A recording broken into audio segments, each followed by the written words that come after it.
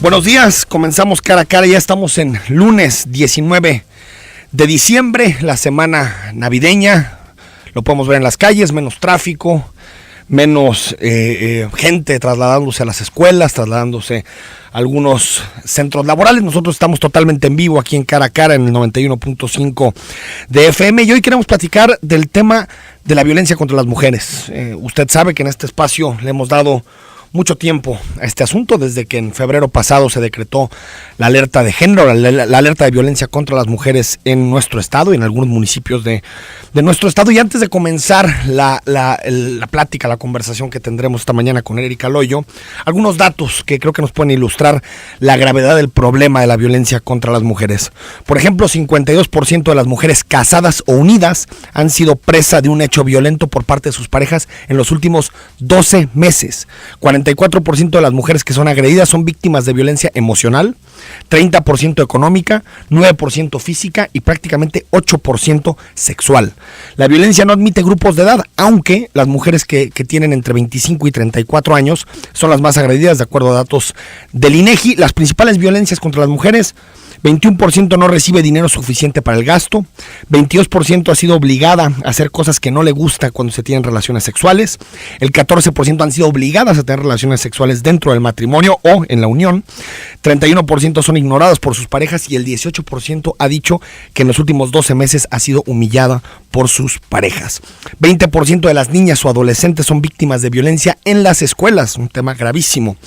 Panorama desolador y bueno, a 9 meses de que se decretó la alerta de violencia contra las mujeres, saludo a Erika Loyo, presidenta del Instituto Jalisciense de las Mujeres. Erika, muy buenos días. Buenos días, Enrique, y un saludo a todo tu auditorio. Qué datos, ¿no?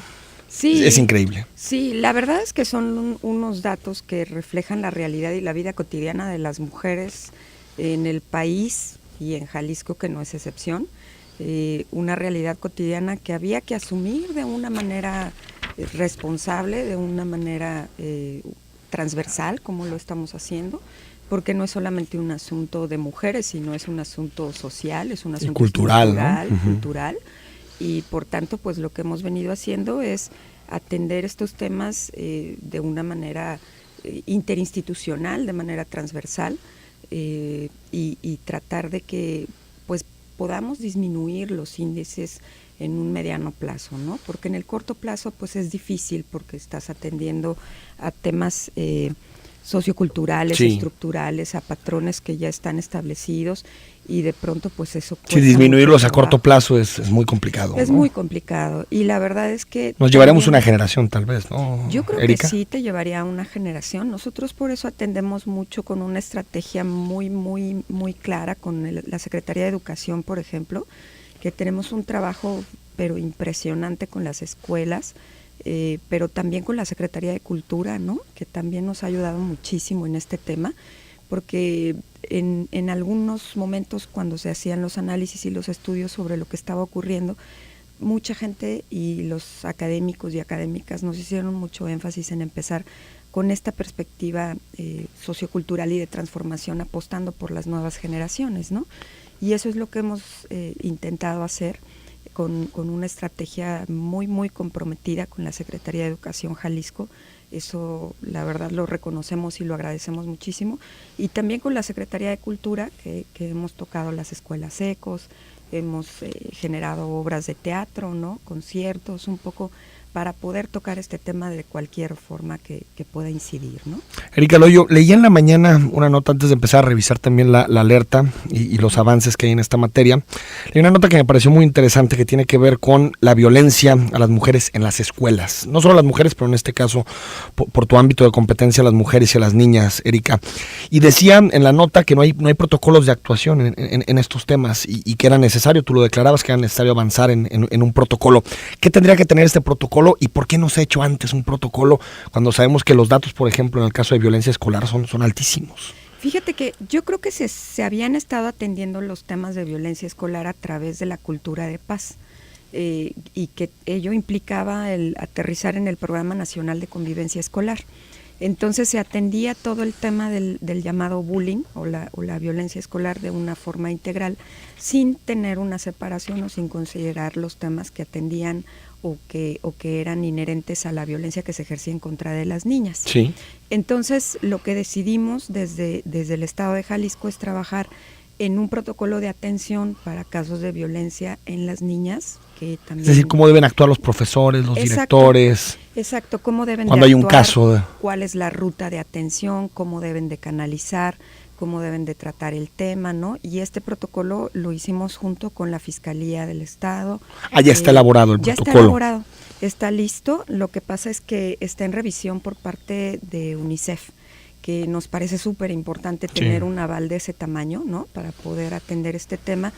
Y lo que hicimos es trasladar ese protocolo a una aplicación que les va a hacer mucho más sencillos a los profesores la detección, la canalización y poder tener una guía asertiva sobre qué es lo que deben de hacer cuando ellos detectan casos de violencia. ¿Tenemos cifras de violencia contra niñas en las escuelas? Fíjate que en este momento no las tenemos, pero eso nos va a ayudar junto con la aplicación y el protocolo. Yo creo que estaremos listos para lanzarlo a finales de enero, a principios de febrero, porque el apoyo de UNICEF ha sido muy importante porque también ellos están revisando nuestro documento del Proigualdad, que se llama el Programa de Igualdad entre Niños y Niñas del Estado, que está haciendo el Consejo Infantil del Instituto Jalisciense de las Mujeres. Y es un programa que tiene que ver con aterrizar las acciones de prevención, atención y erradicación de la violencia contra las mujeres y las niñas en el ámbito de la vida cotidiana, entre niños, y un programa de igualdad entre niños y niñas.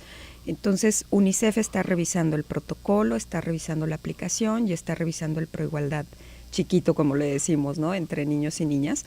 Seríamos el primer estado de la República en tener un programa estatal de igualdad entre niños y niñas, que este es un tema súper importante, y de ahí aterrizar de manera transversal las acciones que debemos de tener. Entonces, yo creo que esto estaría ya en el mes de febrero. Estamos solamente esperando un aval como el de UNICEF, que es muy importante, ¿no? Y al instituto, Erika Loyo, supongo que les llegan algunas denuncias de lo que sucede en las escuelas. ¿Qué tipo de violencia se ejerce contra las niñas? Más allá de las cifras, ¿qué tipo de violencia se identifican en estas denuncias? Fíjate que sobre todo tiene que ver con el uso de las palabras, ¿no? Palabras ofensivas, ¿no? Con relación a su aspecto, a su figura. Tiene que ver mucho con las formas a partir de las cuales hemos generado estas ideas de lo que un niño y una niña pueden hacer o deben de hacer. Entonces, cuando las niñas quieren jugar fútbol, es como muy complejo porque las niñas no juegan este tipo entonces de les cosas, ponen ¿no? algunos apodos que disminuyen su feminidad. Exacto, Claro. Entonces ese tipo de cosas son las que más se han presentado. En el caso extremo, pues sí se han llegado a presentar temas de abuso, ¿no? Pero no dentro de las escuelas, sino al interior del hogar. Okay. Pero no tiene como... ¿Y los profesores saben reaccionar, los directores saben reaccionar en el sentido, Erika, de decir esto no se dice, o lo asumen como normal? Dicen, pues sí, así ha sido siempre la escuela. Pues fíjate que hemos encontrado a una nueva generación de profesores que han estado atendiendo el tema y que hoy en día se han formado como multiplicadores. Nosotros tenemos ya una cantidad muy fuerte de multiplicadores dentro de las escuelas, gracias a los trabajos que ha hecho la Secretaría de Educación. Y tiene que ver también con las generaciones, ¿no?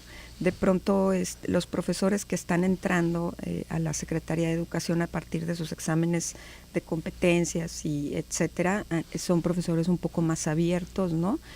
Eso no quiere decir que los profesores que tenemos en plantilla ahorita y que tienen mucho más antigüedad no estén... Pero tal vez tienen más conciencia de estos retos. Exacto. Entonces, hemos encontrado en todos, absolutamente en todos los profesores, en toda la planta docente, una gran preocupación por atender este tema, pero no solo preocupación, sino cómo me formo, cómo canalizo. Ayúdenme a saber cuál es la guía y la ruta a partir de la cual... Es que el asunto de la escuela, hablar, perdón, ¿no? Erika, es clave porque si se sigue reproduciendo esta violencia y este tipo de actuación machista, cultural, de sometimiento a la mujer en las escuelas, pues ya no hablemos de una generación, tenemos que pensar en 2 generaciones. Sí, claro. Entonces, para resolver este problema. Por eso es muy importante atender las escuelas, ¿no? Y tocar todas las escuelas, no solamente con un primer curso, sino con una formación integral. que eso es a lo que le estamos apostando, ¿no? De acuerdo. Teléfono en cabina, 3122-4200, 3122-4266. Nos puede mandar un mensaje de WhatsApp al 3318-8076-41. Opine, estamos hablando sobre violencia contra las mujeres. Hablaremos también de la alerta, de los obstáculos que ha tenido la alerta y de todos, digamos, los temas relacionados con un asunto que es fundamental para tener una sociedad sana y que tenga posibilidad de actuar en igualdad. Regresamos. ¿A los 10 meses? Yo creo que el objetivo era a saber qué podíamos replantear, ¿no? Cumplir por lo menos la mitad y de ahí saber qué podemos replantear, porque hay un grupo de seguimiento que tiene que ver cosas. Te voy a decir en específico ¿qué hay que replantear? Bueno, hay indicadores que no nos competen del todo al Estado. Por ejemplo, el tema de la regulación de los contenidos en los medios de comunicación. ¿Ese es un indicador? Ese es un indicador. ¿Pero quién es el secretario de Gobernación? Claro, es un tema federal. ¿Y por qué lo incluyeron? Pues es un tema que fue una propuesta de las organizaciones, ¿no? Y los académicos. Y eso es un tema fundamental. El tema de incluir en los planes y programas de estudio de las universidades los temas de género. Bueno, pues eso no depende del Estado. Tratamos de hacerlo a través de la NUIES, que es el órgano más importante en este sentido, y cuando tuvimos esa reunión de trabajo con la NUIES hace pocos meses nos decían, no es un tema del Estado, es un tema de la Federación, y en ello tiene que ver presupuesto, tiene que ver una interacción entre los rectores de todas las universidades, entonces... Pues ¿Y con la UDG no se podría empezar, por ejemplo, Erika? Sí, con el rector de decirle, oye, incluyan una materia de género y de concientización. El rector ha trabajado mucho sobre ese tema, ¿no? De una manera muy consciente, tiene un órgano que le ayuda en ese sentido, entonces creo que él puede ser un gran impulsor de estos temas a través de la NUIES, ¿no? Esa sería una perspectiva. La otra, por ejemplo, capacitamos al 066, a todos los que lo integran, y nos solicitaban introducir algunos campos en sus bases de datos que tuvieran que ver con identificar la violencia que ocurre dentro del hogar o la violencia contra las mujeres. Sin embargo, nosotros no lo podemos hacer porque el 066 y su plataforma de captura es nacional. Entonces no podemos añadirnos. O sea, hay muchos indicadores que se salen de las atribuciones que puedes tener. De competencia, ¿no? Entonces creo que tenemos que entrar a una revisión y a un replanteamiento. Ahora, para atender esos 73 indicadores se hizo la estrategia Juntos y Juntas por Ellas, ¿no? De parte del gobierno del Estado, que fue a la que se destinó 25 millones de pesos con una bolsa que todas las dependencias fueron poniendo, ¿no? En esa llevamos el 89% de avance. Y creo que este es un punto que nos ayuda mucho, ¿no? Porque, ¿qué vamos a hacer? Pues la idea es que a febrero, que cumplimos un año, después de todo el proceso del informe de gobierno y etcétera, tendremos que entrar a un replanteamiento de la propia estrategia, ¿no?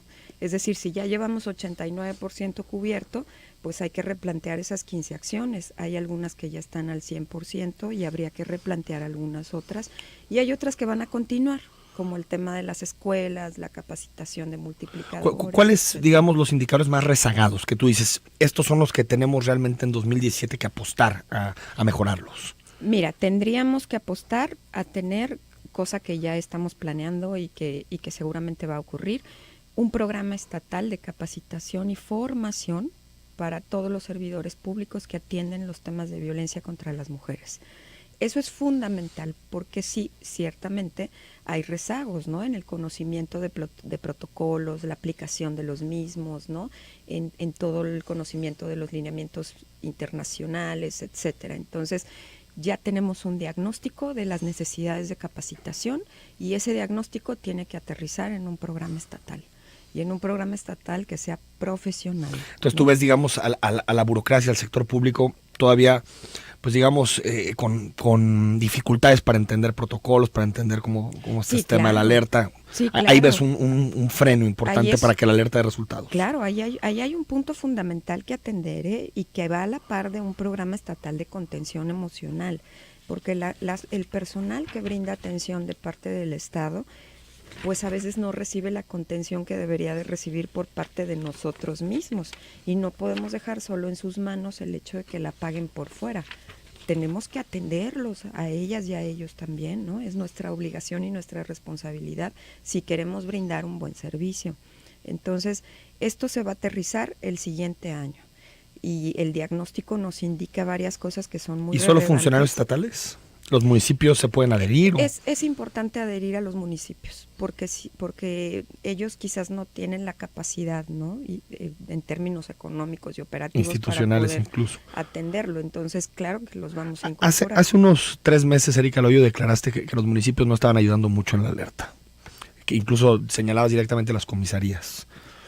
¿Ahora ya están ayudando? Mira, yo te puedo decir que hay avances notables e importantes en algunas comisarías en el seguimiento de órdenes de protección, que es un tema muy relevante, porque, por ejemplo, el programa del Código Rosa que tiene la Comisaría de Guadalajara, creo que ha funcionado muy bien y le dan un seguimiento y una atención muy pertinente a aquellas mujeres que tienen una orden de protección.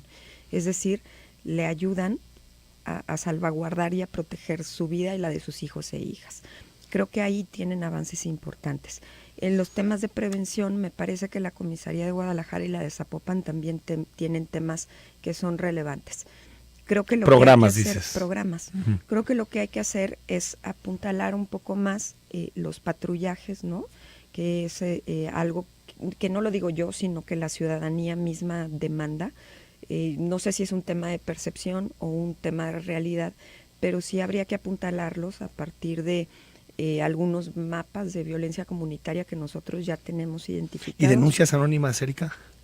Es decir, ante las comisarías de estar, no sé, si eres vecino de alguien que está sufriendo violencia de género. Que eso es algo que hay que promover también. Exacto. Porque las que más se animan a denunciar son las propias mujeres porque las empoderamos, ¿no? Y porque les protegemos y porque les... Pero si una mujer tiene miedo por violencia o algo, es muy importante que un familiar o tal vez un vecino o vecina pueda hacer la denuncia. De forma anónima muchas veces. Sí, claro. Y que además eso ayuda a que haya menos indiferencia con el tema, porque se pensaba que los temas de violencia contra las mujeres eran un problema de matrimonio, ¿no? O del matrimonio, tienen problemas. Ya que ellos se arreglen, yo para no te metas, me meto, ¿no?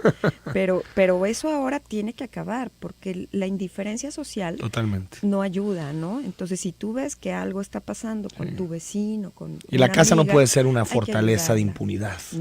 No debe de ser. Para violentar a las mujeres. Ahora, y nosotros hemos recibido muchas denuncias y muchas llamadas de hijos e hijas, que dicen a mi mamá, mira. Ayuden a mi mamá, necesito saber cómo la ayudo. ¿Y se apoyan con quién? ¿Con la fiscalía o con los municipios? Nos estamos apoyando mucho con la fiscalía, ellos tienen un área de atención muy profesional y también con el Centro de Justicia para las Mujeres, que ese es un punto fundamental. El tema es que como ya aprobamos el modelo único de atención, pues entonces esto va a bajar a todos los municipios a partir de los espacios de las UAVIs, que se llaman Unidades de Atención a la Violencia Intrafamiliar, para poder atender este tema de una manera más integral. Entonces, ese también había sido un rezago que hay que atender el próximo año y que lo vamos a atender ya bajando el modelo único a la operatividad real, para que deje de estar en el papel, ¿no? Y en eso estamos trabajando mucho con la fiscal central, con la Marisela. Señora, sí, con la señora Lorena Jacibe Arriaga, que ha tenido una implicación y que es una aliada súper importante en este tema, con el propio Centro de Justicia y con algunas otras instancias para hacerlo de forma integral, porque no es solamente un asunto de mujeres, sino que es un asunto social que nos compete a todas y a todos, ¿no? Erika Loyo, pues prácticamente 6,000 órdenes de protección en 2016, que son prácticamente 2,900 más que en 2015. Platícanos por qué es importante este dato de las órdenes de protección y qué es una orden de protección por una mujer que está siendo víctima de violencia de género. Mira, una orden de protección es, digamos, como una orden de restricción. Ya ahora se les llaman medidas de protección, ¿no? Son medidas que emite la autoridad para poder proteger a la mujer, a sus hijos e hijas, midiendo el nivel de riesgo que puede llegar a tener por una situación de violencia. Al momento en el que se emiten, la mujer tiene su medida de protección, dependiendo del tipo que sea y de la duración que tenga. Hay que notificar a las policías, a las comisarías municipales, y ellos tienen que darle seguimiento. Es decir, ponerse a las órdenes de la señora, buscar cuáles son sus números celulares para poder tener este contacto permanente, atenderla de una manera integral, patrullar, ¿no? O vigilar un poco la zona, que ella sienta que si tiene una emergencia puede hablarles de manera inmediata. ¿Y cuál es la emergencia? Pues que el agresor se acerque a determinados metros, ¿no? Que esté a lo mejor asediándola en su celular, en sus redes sociales, porque esto ya se empieza a dar mucho también. Claro, es que hay múltiples formas de contacto ya. Así Antes es. era un teléfono o la Así calle, es. ¿no? Y entonces todo eso es lo que se cuida. ¿Qué es lo que hace visible las medidas de protección? Pues hace visible que hay una mayor cultura de la denuncia, que las mujeres se animan más a denunciar porque se sienten que pueden ser protegidas y atendidas de O sea, forma ¿esto obedece a que integral. las mujeres están denunciando más Sí, o un claro. incremento en la violencia contra las mujeres? A que las mujeres están denunciando más. Ese es un punto fundamental. Nosotros sabíamos que íbamos a tener un pico de denuncias, ¿no? Muy, muy altas, porque estábamos desnaturalizando el problema. Le estábamos diciendo a la gente que no es normal lo que está viviendo y que tiene que atenderlo de una manera integral. Entonces en 2016 vemos este pico de Así denuncias, es, porque pico. la gente empieza a entender que es presa de violencia de género, de violencia contra las mujeres. Así es. Entonces, las atenciones en el centro de justicia también se han incrementado muchísimo. Por supuesto que varían mucho los tipos de atención que tenemos. Déjame al corte, Erika, y volvemos para seguir con órdenes Sí, de claro. protección y otros temas. Estamos platicando sobre violencia contra las mujeres. Leemos también todos los mensajes de WhatsApp que están llegando.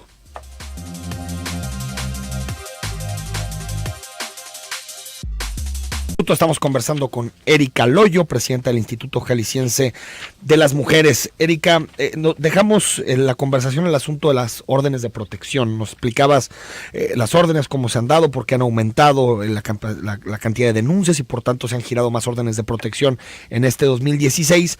Pero a mí me gustaría saber si realmente son efectivas las órdenes de protección para realmente proteger a las mujeres.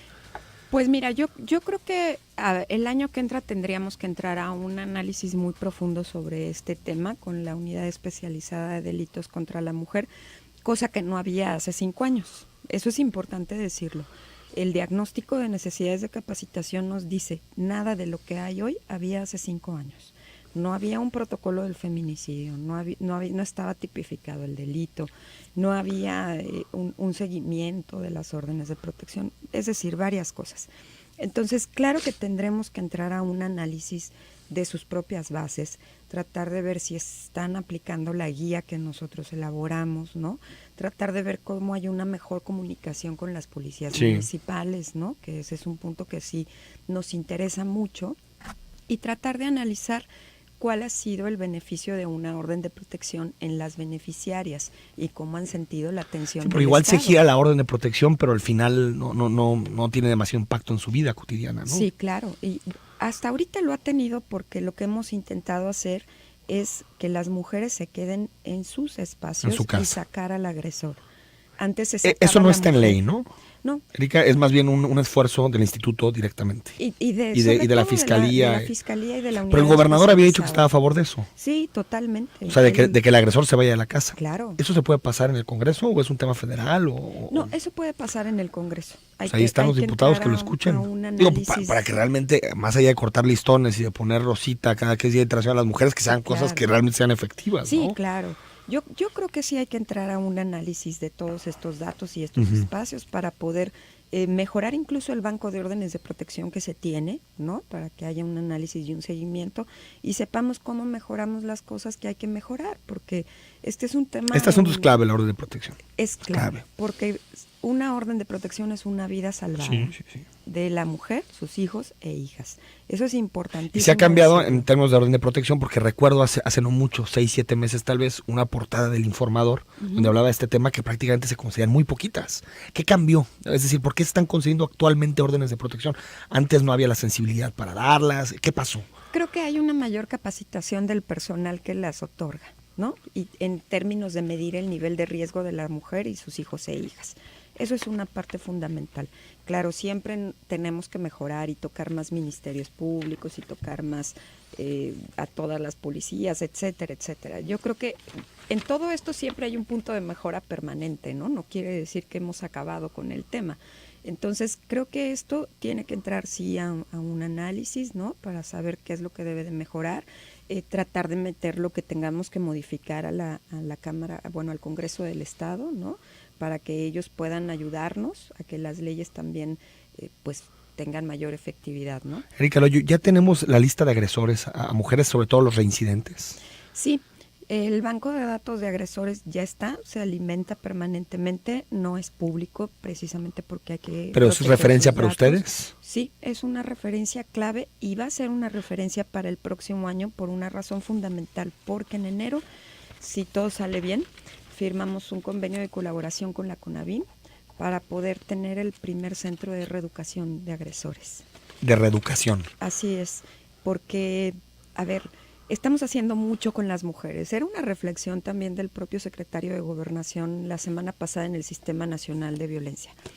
Hacemos mucho con las mujeres, las empoderamos, las capacitamos, con sus hijos e hijas los tratamos, etcétera.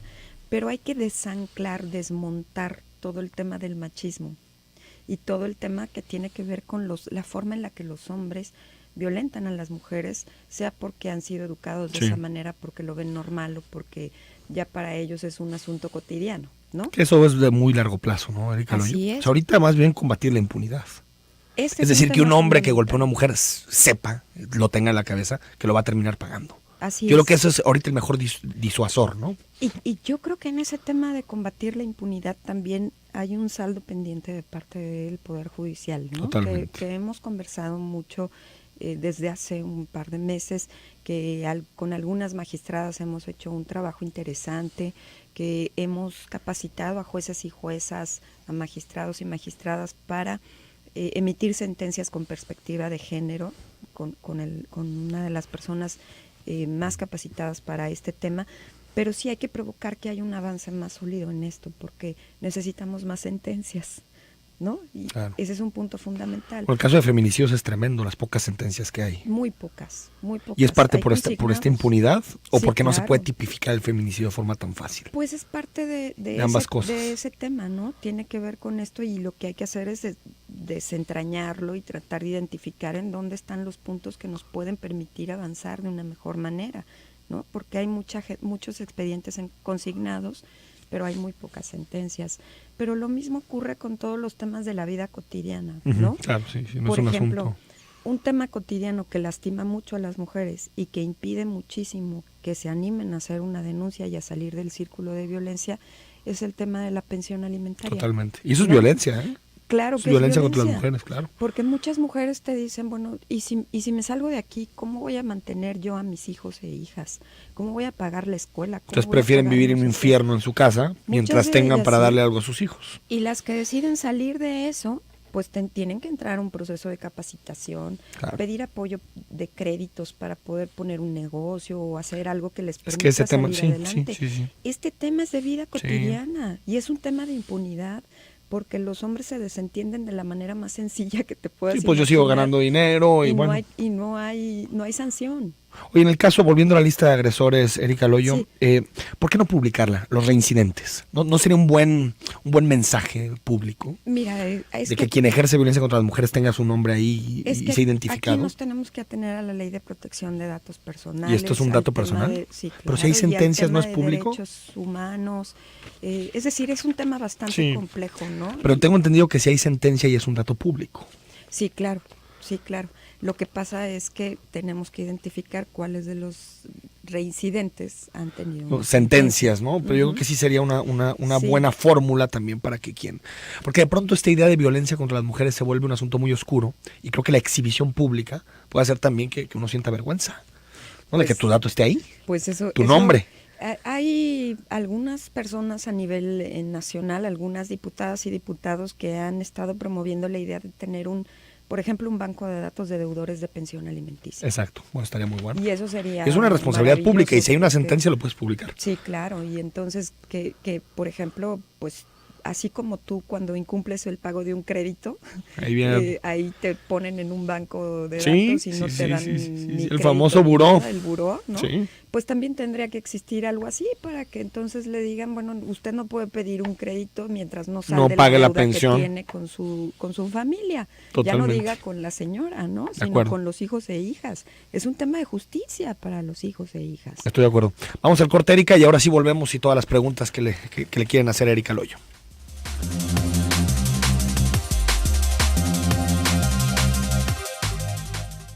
Para Erika Loyo, nos dice la señora Araceli Rodríguez.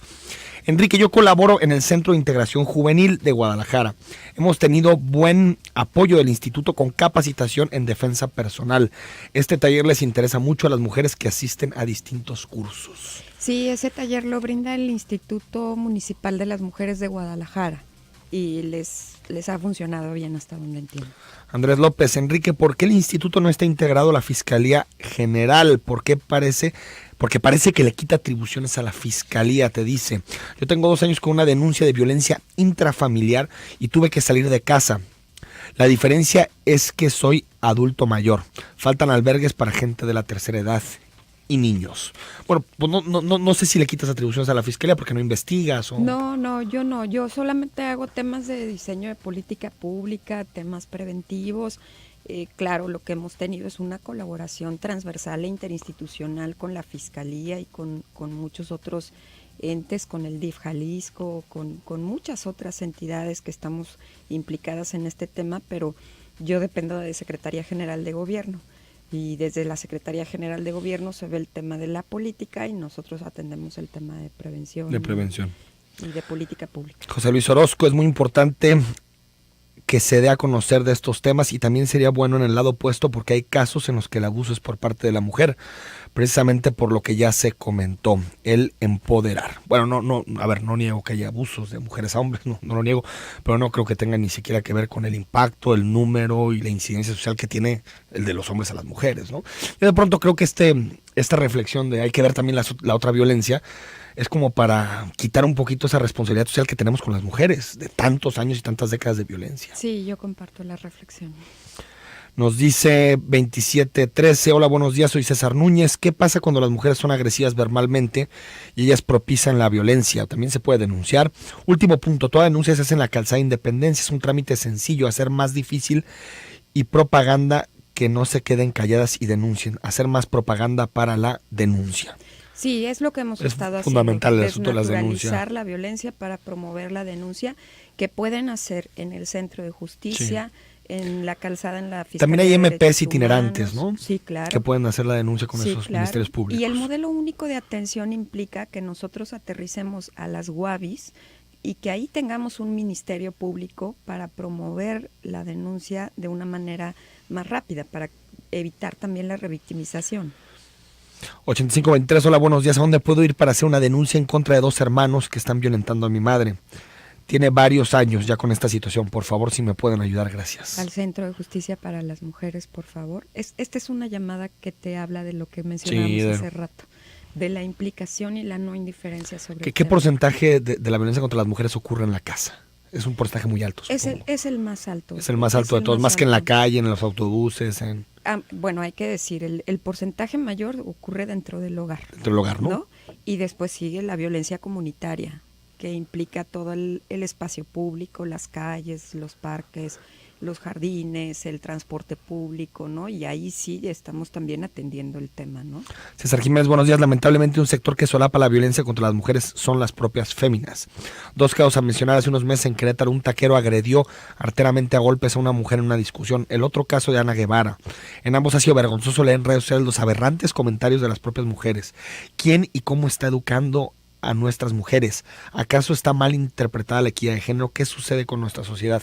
Lamentable. Excelente día, gracias, César. Pues sí, el asunto del machismo y de la violencia contra las mujeres no es solo un asunto de reproducción desde los hombres, por supuesto que es una reproducción social donde las mujeres juegan un papel. Porque a veces las mujeres también educamos a los hombres. Pues sí, pero sobre todo. Yo creo que aquí vale mucho hacer la reflexión que hacíamos en el Sistema Nacional de Violencia con Ana Güemes de ONU Mujeres, con el propio secretario Osorio Chong, y es atender el tema de la del alto nivel de violencia que se ha externado en redes sociales, tanto en Twitter como en Facebook. Eso es un punto que hay que atender de manera inmediata, porque si tú ves el Twitter, es impresionante la cantidad de cosas que se dicen en contra de las mujeres. ¿Pero tú crees que es posible? Digo, es tan difusas las redes y tan difíciles de entrarle. Sí, yo creo que es muy difícil. Yo creo que lo que debemos hacer los que utilizamos redes sociales es condenar esas cosas, no callarnos. Así es. Porque de pronto Así en es. la marea de comentarios, Así de pronto es. no condenas lo que tienes que condenar, ¿no? Algún dicho racista contra las mujeres, elitista. De pronto no se condena, pero yo creo que más en las redes la autorregulación puede ser mucho más efectiva que una regulación del Estado en las redes. Sí, ¿no? yo Que ya me parecería. atiendo mucho a ese tema, pero fíjate, en el caso de la chica que bulearon tanto Exacto, en redes sociales tremendo. por el tema de Playa del Carmen, había textos de gente que le escribía que decía, lo menos que se merece es que la maten, ¿no? No es tremendo. Y eso no es posible. No, eso ya tal vez excede un momento en donde sí se puede hacer una acción penal contra una persona que es un comentario de ese tipo. Buenos días, Enrique, excelente programa y le mando un saludo a la licenciada Erika por experiencia. Mi mujer hace un año dio a luz en el Hospital de Ginecología del Centro Médico de Occidente.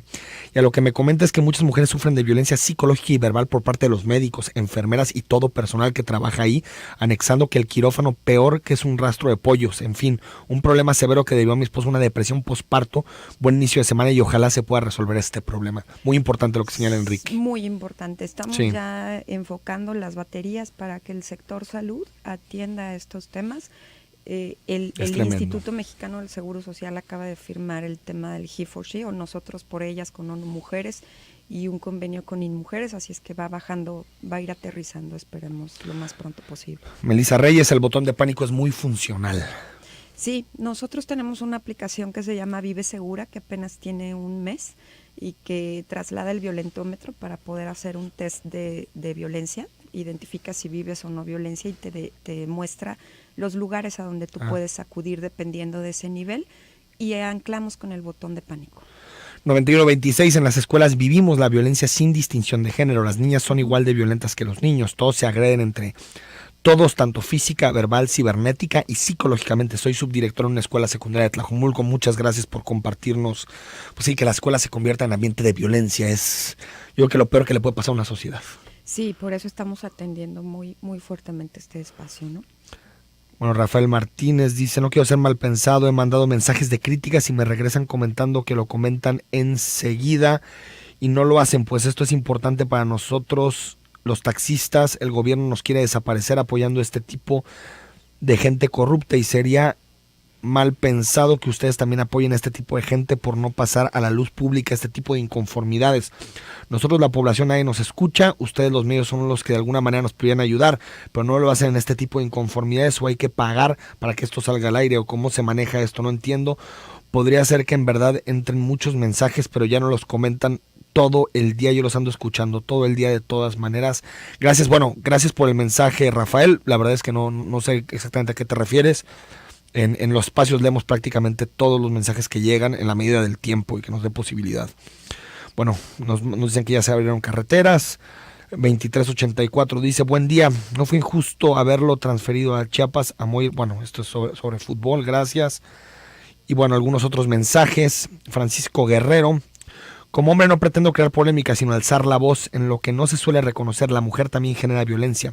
Fui a solicitar asesoría al Centro de Justicia y desafortunadamente la atención no me pareció la adecuada, quizá por ser hombre. Saludos. Bueno, no sé si en el centro. Para la persona que hablaba para pedir el dato del Centro de Justicia, el teléfono es el 3030-5450 y está ubicado en Álvaro Alcázar 5869 en Jardines Alcalde. Entonces ahí es en donde puede ir a poner su denuncia y buscar ayuda para su pariente. Nos queda un minuto, Erika. El asunto que causó polémica del decreto sobre alerta de género. ¿Por qué nunca hubo un decreto? Bueno, ya lo hay a final de noviembre, pero ¿por qué tardó tanto el gobernador en pasar este decreto? Lo que pasa es que el decreto pues no era necesario. Nosotros estábamos sujetos al formato de la ley estatal y la alerta tiene validez jurídica desde el momento en el que el gobernador la decreta en el seno del CEPAIBIM, que es el consejo que tiene validez jurídica y vida jurídica para darle validez a esto.